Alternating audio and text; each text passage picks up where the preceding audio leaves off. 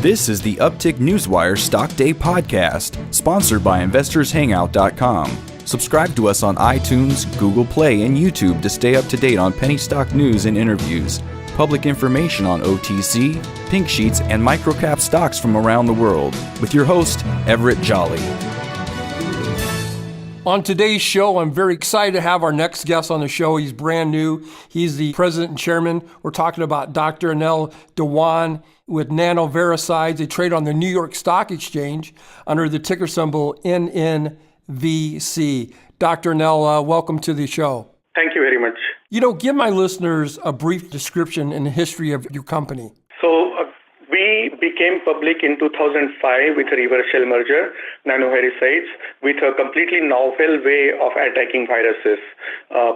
Since 1992, I had been doing research on what has now become known as nanomedicines. We did research in my lab on flexible materials, unlike most of the things that you see, which are hard particles. And what we were looking for is, can this material open up and wrap itself up around a virus particle? And we believed that we had done that, accomplished that. So that's when we went ahead and formed NanoViricides. So it became a licensee of technologies that I had developed since 1992. And the concept is fairly simple. We developed a polymeric micelle structure. So think of it like detergents molecules, soap molecules connected together along a long chain. That's what it looks like.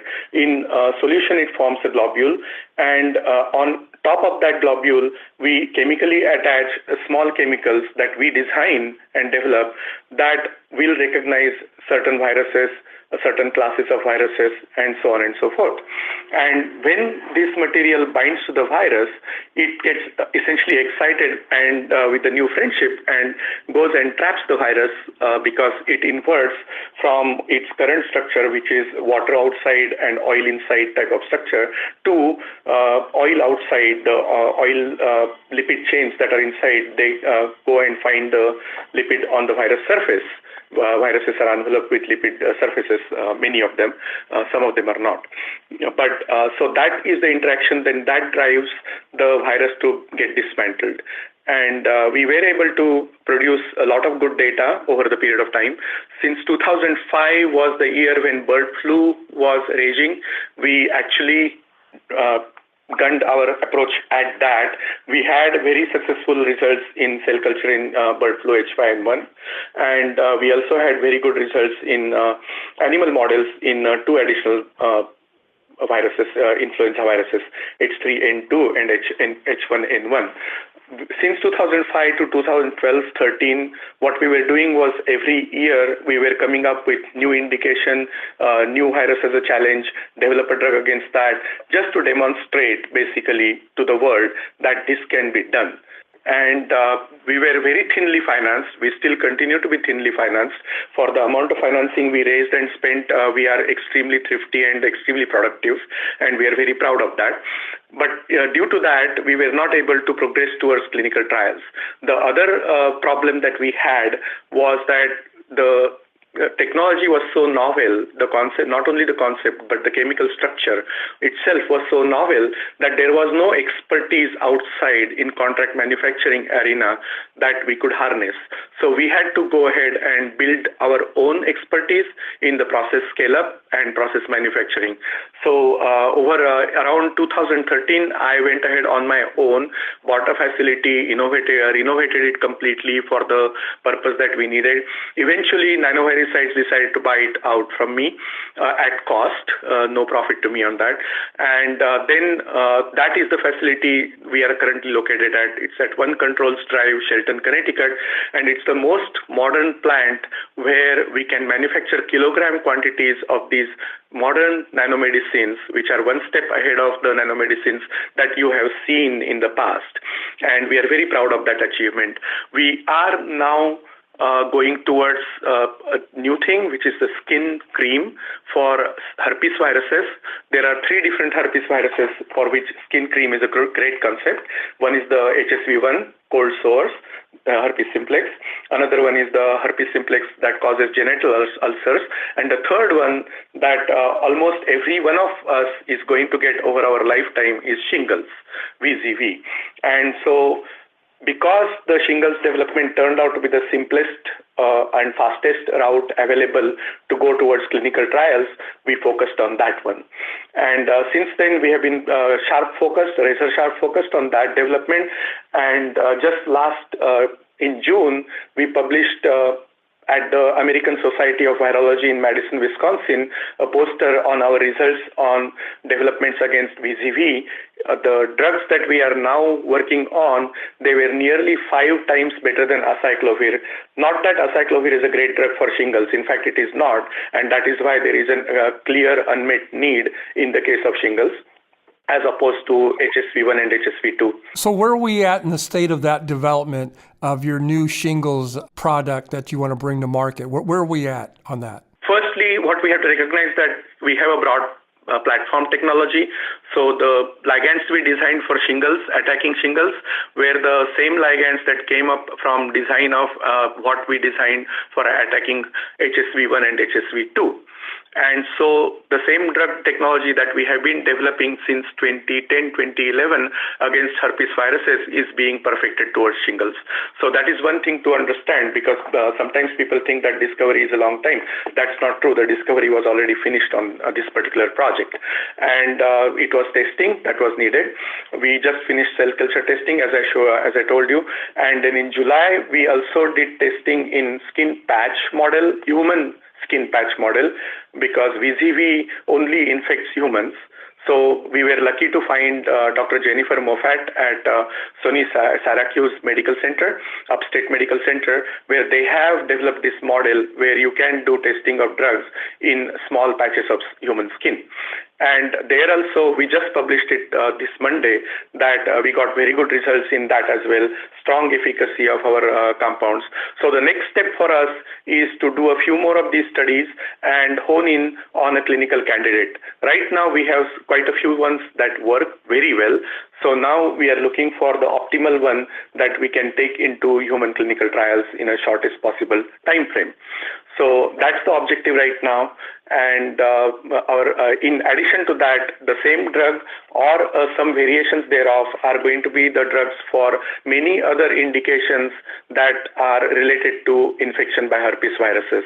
And two of them I already talked about, the cold sores and genital ulcers. And the third one is eye diseases that are caused by herpes viruses. One of them, called herpes keratitis, is the disease of the external eye, where eye drops can be used, and we have already done that formulation as well. So that will be one more.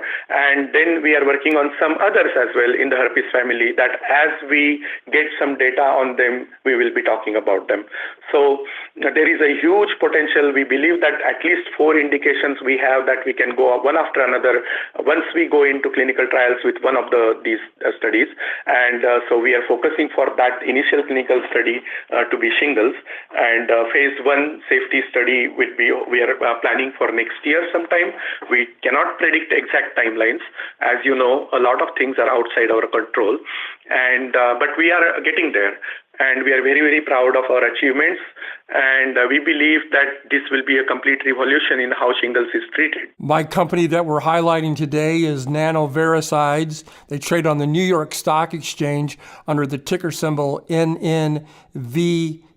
With us today is the chairman, Dr. Anil Diwan. Doctor, in closing, is there anything that we didn't get a chance to talk about that you would like to get out there to the listeners? Yeah, basically what we believe is that this company provides an excellent value at this current stage to any new incoming investors as well, because the stock price has been depressed over the last couple of years. We have seen it go down. That was primarily because we were working in our lab, getting the new facility ready and scaling up production of these chemicals. Probably some of you who are exposed to nanomedicines will know that manufacture of nanomedicines is a strong challenge. And we believe, I'm a process care development engineer myself. My basic degree, BTech, is in chemical engineering, PhD is in chemical engineering, and I have been working in pharmaceutical pharmaceutical field now on my own, but more than 25 years. So I know what I'm talking about here, and people can rest assured that we have the ability to be able to make these compounds in kilogram quantities with no problems at our current facility to meet the stringent GMP standards. And so that means that we are going to be able to get to the next stages rather quickly, because this development has been going on, and it should be completed probably in the next few months. And once we have the clinical candidate, we'll be able to file a pre-IND application with the FDA. We had done pre-IND for influenza, so because of that, we already know what needs to be done. So we will be able to progress from that pre-IND application with the data from safety and toxicology studies into an IND application and into IND studies. So far, none of the compounds that we have made, none of the nanomedicines that we have produced have shown any toxicity in any of the animal models that we have challenged them with. So because of that, we are very confident that we will not see any issues with safety and toxicology. So we believe that this is a clean run towards clinical trials, and in phase 1 clinical trials, we do not expect major challenges. We believe that it will progress into phase 2, into shingles efficacy study pretty smoothly. And that means there are a lot of value drivers along the way. And of course, once the drug goes through the phase 2, we believe we might be looking for partnerships. If we don't get partnerships, we are already looking at building our own company as is into marketing the shingles drug that we are developing. So even that risk we are minimizing. My focus is always on minimizing risk and minimizing the amount of money we need to use for getting to the goal. So I think that provides greatest value for investors along the way. Absolutely. Dr. Diwan, you said a lot. You said it all. I want to thank you for coming on the show and bringing us up to date on your compound about shingles and everything. It's a pleasure to have you on the show. I wish you nothing but continued success. Hopefully you'll come back on the show in about 50 or 60 days and give my listeners an update. Certainly. And I appreciate this opportunity.